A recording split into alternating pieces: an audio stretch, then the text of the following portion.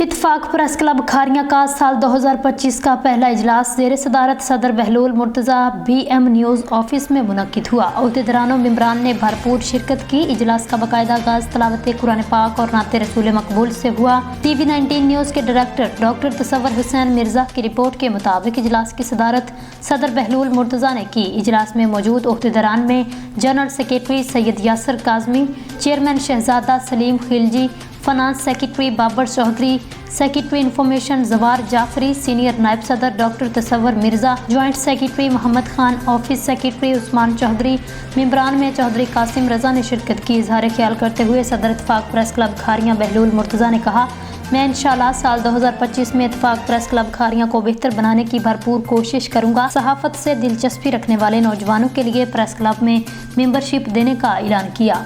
तमाम अहदेदारान और मेंबरान को मुकम्मल यकीन दहानी करवाई। मैं तमाम प्रेस क्लब खारियां को रजिस्टर्ड करवाऊंगा और BM न्यूज़ ऑफिस इत्तेफाक प्रेस क्लब का अपना ऑफिस है। मजीद सदर बहलूल मुर्तज़ा ने कहा, हमारे प्रेस क्लब के दरवाजे हर वक्त अवाम के लिए खुले हैं। मजलूम की आवाज़ को हर सूरत बुलंद किया जाएगा।